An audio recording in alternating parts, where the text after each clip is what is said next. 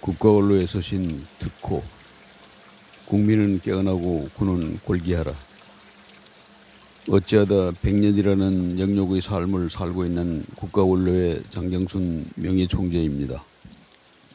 지금 이 땅에서는 음란한 당뇨와 음흉한 간첩 수괴가 나라를 송두리째 거들내고 있습니다. 오늘 10월 26일은 박정희 대통령 서거 41주년이 되는 날인데 그들의 조종하에 요즘 보수 우파만 찾아서 감염시킨다는 고도의 지능을 갖춘 미사일 유도장치 뺨치는 코로나 바이러스균이 동작동 국립현충원을 어떤 식으로 공격해 올지 몰라 추도식 준비에 애로사항이 많습니다. 어느 외신 기자는 근본 개천절과 한글날 서울의 풍경을 평양에서도 볼 수 없었던 장면으로 묘사하면서 우스꽝스럽고 완전히 미쳤다고 말했습니다. 사악한 간첩 수괴와 추악한 당뇨가 두려워 그런 것을 멀거니 쳐다보고만 있어야 하는 저희 무력한 모습을 보노라니 부끄럽기 짝이 없습니다. 어쨌든 그들은 여기저기 놀러 가는 것은 괜찮지만 광화문 집회는 코로나 방역의 주범이니 즉각 체포하라며 국민들이 가만두지 않을 것이라고 했습니다. 이 국민들과 저 국민들이 따로 있다는 말과 진배 없을진데 그로 인하여 머리끝까지 치솟는 분노가 이 노구의 가슴을 핥힙니다. 특히나 국가 존립의 가치는 국민 단 한 사람의 생명이라도 지켜내는 데 있는 것이거늘 코로나를 막느라고 북한은 그들의 존립을 위해 우리 국민을 피살하고 불태웠다 했지만 정작 대한민국의 존립을 지켜야 할 우리 정부는 오히려 통제문을 조작해 국민들을 기망하고 시진핑은 6.25가 미제국주의의 침략이라며 그때 중국이 적을 때려눕혔다고 해도 대통령은 말 한마디 못하며 그 울분 또한 감당할 수가 없습니다.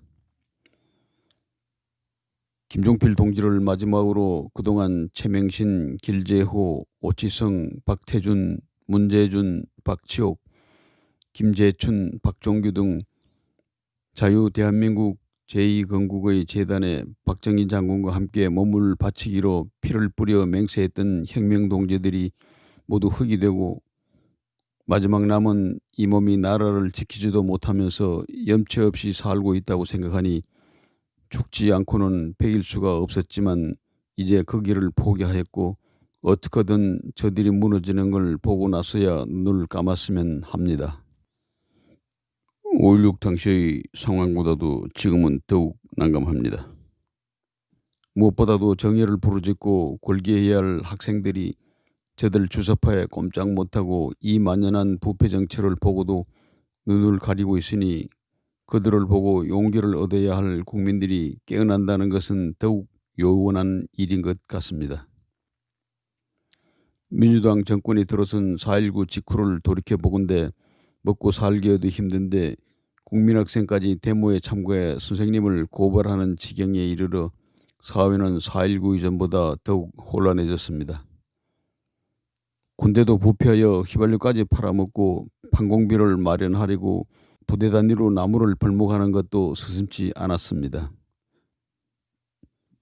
당시 1인당 국민소득은 78달러였고 국가 예산 613억 원 가운데 미국 원조가 240억 원에 달할 정도로 보릿고개를 넘기기 힘든 가난은 임종을 앞둔 불치의 병이 되어 우리 사회 곳곳 뼛속 깊은 곳까지 파고들었습니다.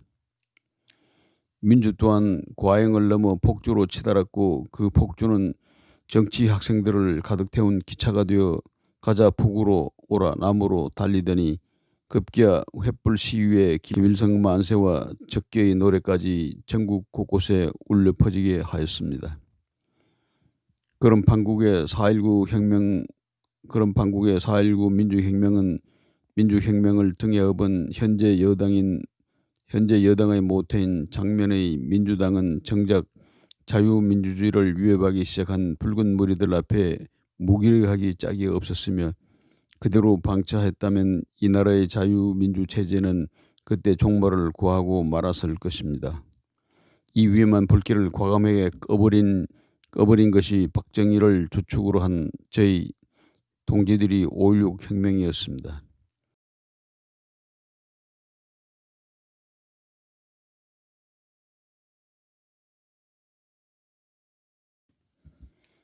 다시 태어나 똑같은 환경으로 선택의 순간이 주어진다 하더라도 누가 뭐라든 무슨 비판을 하든 이 장경수는 지금도 거침없이 박정희 장군과 함께 조국을 반석 위에 올려놓는 혁명의 대일에 참여할 것임에 틀림없습니다. 저들이야 그 무덤에 침을 뱉는 것도 모자라 묘를 파헤치려고 하고 있지만 말입니다. 그날 1961년 5월 16일 새벽 3시 박정희 장군과 혁명주도 세력은 장교 250여 명 및 병 3,500여 명과 함께 한강을 도하여 서울의 주요 기관을 점령하였습니다. 곧이어 저희들은 박정희 장군이 부의장으로 취임하고 육군참모총장 장도영 장군이 의장으로 추대된 군사혁명위원회를 구성해 반공을 국시로 한 6개 항 혁명 공약을 발표하였습니다. 그 후 10년 서독 광부와 간호사, 파울 장병 등 헌신적인 전 국민들의 노력으로 경제는 성장 발전의 궤도에 진입하였습니다. 그러나 닉슨 독토레는 또 다른 안보 위기를 가져왔습니다. 71년 대선에서 박정희 대통령에 맞선 김대중 후보의 공약은 안보태세 강화가 아니라 4대국 안전보장 예비군 폐지 남북협상이었습니다. 이것은 4.19 당시 가자 북으로 오라 남으로의 상황으로 되돌아가는 모습이었습니다. 거기에다가 김영삼과 김대중은 경쟁이라도 하듯이 공사판 도로 위에 누워 경부고속도로 건설을 방해하는 등 경제성장 궤도를 완전히 다른 방향으로 돌리려 하였고, 그들의 삿된 주장은 교묘한 선전선동으로 여론의 호응을 받는 추세였습니다. 설상가상 북한의 김일성은 7.4 남북 공동성명의 잉크가 마르기도 전에 박정희 대통령의 저돌적인 경제개발 정책의 효과가 북한을 압도하기 시작하자 체제 불안의 위협을 느껴 헌법을 수정하고 단일 수령 체제로 바꾸었습니다. 대책 없이 그대로 놔둔다면 걸음마를 시작한 국민소득 1,000불도 안 되는 당시의 민주주의 체제로는 저들과의 대결을 이겨낼 수 없는 위기 상황이 도래하였습니다. 박정희 대통령의 유신헌법은 김일성의 단일 수령 체제에 대응하기 위한 고육직책의 방안이었고, 그렇게 해야만이 북괴의 도발을 막고 중단 없는 경제발전의 전쟁을 병행할 수 있었습니다. 만약 그때 유신헌법 없이 정권이 교체되었다면 지금의 대한민국이 과연 가능했을지 우리 모두는 자문해 보아야 할 것입니다. 대통령병에 걸려 호시탐탐 정권의 찬탈에만 촉각을 세운 김대중과 김영삼, 그리고 구로공단에 위장 취업하여 정치노조를 결성하고 청계천 피복공장을 전태 일몸에 휘발유를 뿌려 분신자살케 한 운동권 좌파들의 수중에 정권이 떨어졌다면 88 올림픽 하며 2000년 월드컵은 딴 세상 이야기가 되었다는 말입니다. 이승만 대통령이 설계한 자유대한민국의 시공을 맡은 박정희 대통령이 따라 헤어진 가족 허리끈 졸라매고 아직 여물지 않은 경제를 성장시킬 때 나라를 날로 먹으려 한 정치꾼들과 김일성 추종자들, 그것도 모른 채 군사독재 타도하자는 좌파의 소연에 되어 총알바지로 나섰던 얼굴 마담들을 제외하고는 주변의 어느 누구도 중앙정보부 남산 지하실에서 고문당하고 하는 사람은 눈을 씻고 봐도 없었을 것입니다. 만약 박정희 대통령을 시해하였다고 저들이 민주의 화신으로 지켜세운 김재규를 전두환의 계엄군까지 시류에 합류하여 독재자를 쓰러뜨린 영웅이라고 떠받들었다면 과연 이 나라는 어찌 되었겠습니까? 80년 5월 세상이 바뀌었다고 생각한 어느 간첩은 서울역 앞에서 버젓이 김일성 만세를 불렀습니다.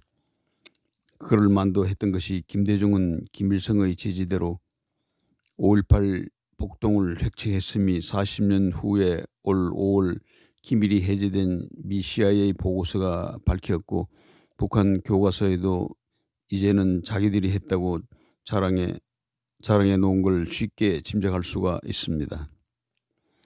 작금의 대한민국은 모든 것이 허물어지고 있습니다. 정치, 경제, 사회 등 어느 한 것도 멀쩡한 데가 없습니다. 무엇보다도 대통령이라는 자의 트위터에 요QQGQ라는 부호가 2013년 8월 13일 나타나 이를 쳐봤더니 암호명 995호에게 북한이 지령하는 난수방송이 나왔습니다. 이를 해명하려는 빗발치는 요구에도 청와대는 침묵했습니다. 어떤 변명도 통할 수 없었기 때문입니다.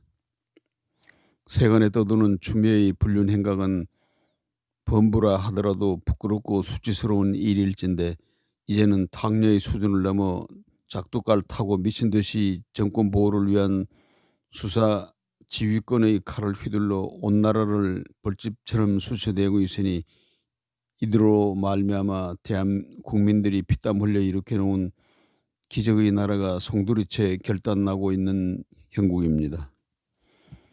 탄핵이 부당했다는 게 명명백백히 밝혀졌음에도 광화문에는 아직도 아이들아 고맙다고 팽목항 방명록에 섰던 자의 은인 같은 세월호가 그 위용을 떨치고 있고, 울산시장 친구 선거를 한참이나 넘어선 4.15 부정선거는 100년 대계를 위한 걸음마의 연습에 불과했다는 것도 우리는 알고 있습니다.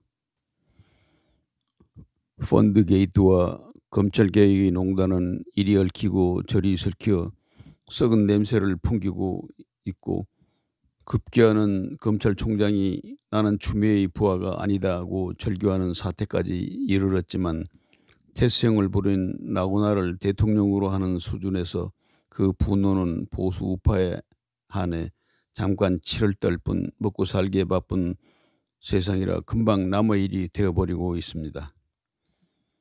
탈원전의 실체 또한 감사원장의 지혜와 용기로 밝혀졌음에도 3.15 부정선거에 분노했던 대학생들의 정의는 지금 어디에도 없는 바, 과거 그들을 옹호했던 국민들의 애국심마저 태극기 부대라는 극우파의 치기로 매도되어 설 자리를 잃고 있습니다.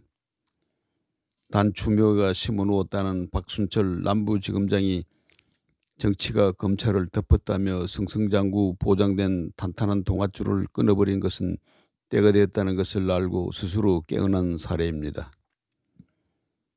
한글날 우리가 말하는 것을 글자로 쓰게 해준 세종대왕께 감사하고 광화문에 갔으나 몇 번의 불신 검문과 차벽에 막혀 그냥 돌아온 100세 일기의 김영석 교수는 옛날에는 생활 단위가 가정이었다. 그러나 지금은 가정을 넘어 국가와 민족으로 성장하고 발전했다. 즉 애국심이나 국민적 지각이 필요한 것이다. 큰 일을 하지 못해도 괜찮지만 작은 일이라도 이웃과 교류를 위해 걱정하는 애국심을 가져야 그 마음이 쌓이고 이어져 민족의 영광으로 남는다고 신문에 썼습니다. 우리는 모두 깨어나야 합니다. 그것이 바로 힘입니다. 그 힘만 있으면 실행에 옮기고 유지해야 할 집단이 자인이 생깁니다. 그게 바로 군입니다. 총을 든 군인들이 나서지 않고서는 민노총과 정교조가 뒷배를 봐주고 있는 좌익들을 어떤 방법으로도 이겨낼 수 없다는 것이 이 노인의 생각입니다. 설령 내년에 서울시장과 부산시장 등 지자체장 선거에서 좌파를 경멸시키고 내후년 대선에 우파가 연합이라도 하여 단일 후보를 내므로써 이겼다고 해본들, 경찰도 두들겨 패는 막가파식 폭력 조직의 다름 아닌 민주노총과 학생들에게 지리산에까지 빨치산 체험교육을 시키는 정교조가 조직적으로 벌이게 될 제2의 촛불혁명을 광화문 차벽도 못 넘은 보수파가 극복한다는 것은 결코 쉬운 일이 아닙니다. 물에 빠져 허적거리는 사람을 총을 쏘아 죽이고 소각해 버릴 줄은 몰라 그저 지키만 보았다는 설마의 군 수뇌부는 추미애의 아들 서일병을 구하는 데는 장관까지 나서서 충성을 다하고 온갖 무기로 칠흑같이 어두움 속에서 힘자랑을 다해놓고 남녘 동포들을 걱정해주는 계몽군주 김정은에 감업해하는 이 정권의 추구들은 세계의 웃음거리가 된 것도 모자라 라임과 옵티머스 등 비리의 버스에 승차하여 이놈저놈 할 것 없이 돈잔치 향연에 빠졌습니다. 드디어는 800만 무를 넘는 태백산맥으로 국민들을 새빨갛게 물들인 데 이어 일제시대에 학살된 한국인이 400만에 이른다고 아리랑가를 부른 조정래도 그 본색을 드러낼 만큼 나라 전체가 그야말로 가마솥 안의 개구리로 빨갛게 삶아지고 있습니다. 일본에서 대학 나온 사람들이라니 윤동주까지도 모두 친일파란 것 아니겠습니까? 반민특위도 민족 정기를 위해 왜곡된 역사를 바로잡기 위해 반드시 부활시켜야 한답니다. 그래서 150만 명 정도 되는 친일파를 단죄해야 하며 그 질서 없이는 미래가 없다고 인기소설가 조정래는 기염을 토했습니다. 조국은 문제 많고 탈 많은 조국을 위해 반드시 법무부 장관을 시켜야 한다. 그만한 인물과 정직, 맷집을 가진 사람은 없다는 교훈은 그가 새로이 집필한 소설의 서두에 불과한 것이었습니다. 그러니 최소한 1000만 명은 척결해야 나라가 통일된다는 저들의 논리가 숫자적으로도 그 논거를 가지고 있었던 셈입니다. 문화예술계 작용화의 현 민낯입니다. 특히 근본 10월 10일 저들의 심장인 노동당 창건일에 상장된 품목들을 보십시오. 물론 ICBM이나 SLBM, 단거리 방사포 등의 괴물로 보였겠지만 6.25를 경험한 저희 눈에는 병사들이 입고 있는 새로운 군복이 섬찟해 보였습니다. 왜냐하면 전과 다른 이 군복은 우리 한국군이나 미군의 군복과 분별되는 것이 쉽지 않았기 때문입니다. 지금 당장이라도 북한군이 그 군복을 입고 서울을 백주대낮에 활보한데도 전혀 이상해 보이지 않을 것입니다. 문재인은 9.19 군사협정을 맺은 이후 즉각 전방 5사단 화살머리 고지에서 6.25 전사자 유해를 발굴한다는 명분으로 GP를 철수하고 지뢰를 제거해 왕복 4차선 도로를 만들었습니다. 6.25 당시 백마고지와 철원의 화살머리 고지는 그야말로 전략적으로 핵심 교두보였고 그렇게 숱한 사상자를 냈던 요충지였습니다. 그중 하나를 문재인은 무용지물로 만들어 여차하면 북한군을 위한 침투로로 예비해 둔 것입니다. 이것은 절대로 이 늙은이의 기우가 아닙니다.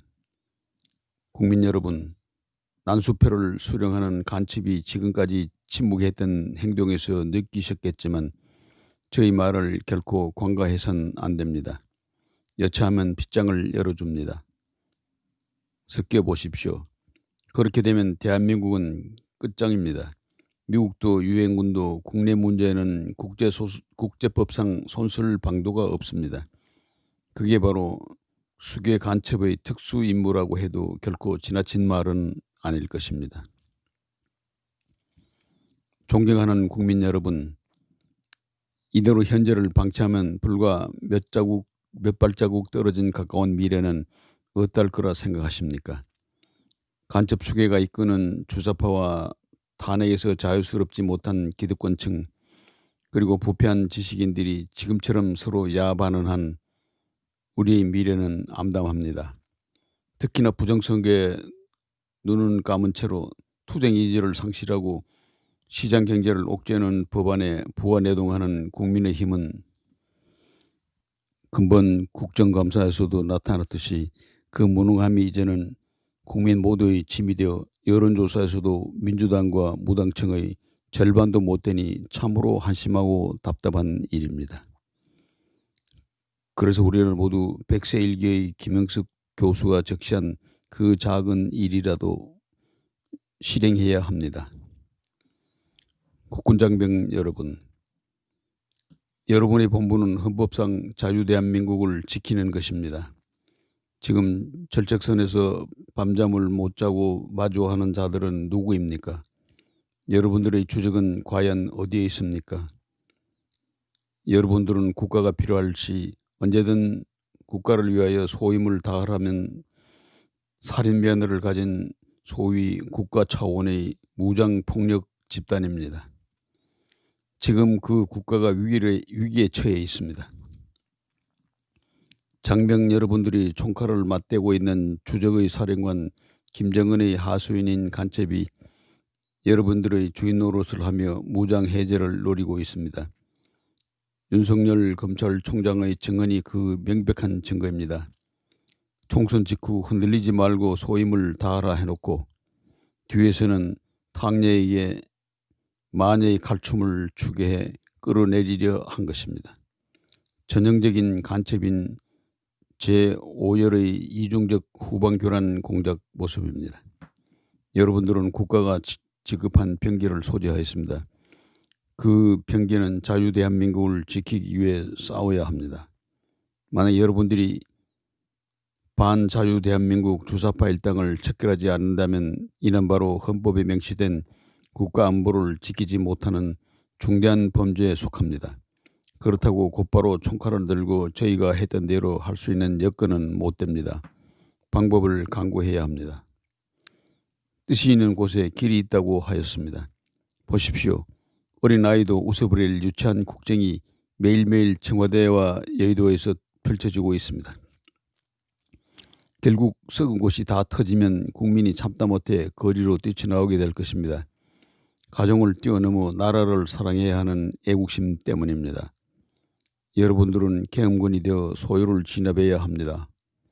그때 여러분들은 국민과 함께 탱크를 앞세워 청와대로 진군해야 합니다. 100년이나 산 사람이 좋은 말을 못해줄 망정 투정을 부추기는 언사를 써야 하니 그 심사는 실로 괴롭기 짝이 없습니다. 그렇지만 지금이야말로 여러분들이 조국과 민족을 위해 목숨을 바쳐야 할 시점인 것입니다. 백제의 계백이 황산벌에서 그러하였고 신라의 관창이 나라를 위해 최후를 맞이했습니다. 그리고 역사는 수천 년 그 사실을 기억하고 있습니다. 국민 여러분, 다 함께 깨어나 우리가 일군 자랑스러운 대한민국을 지켜냅시다.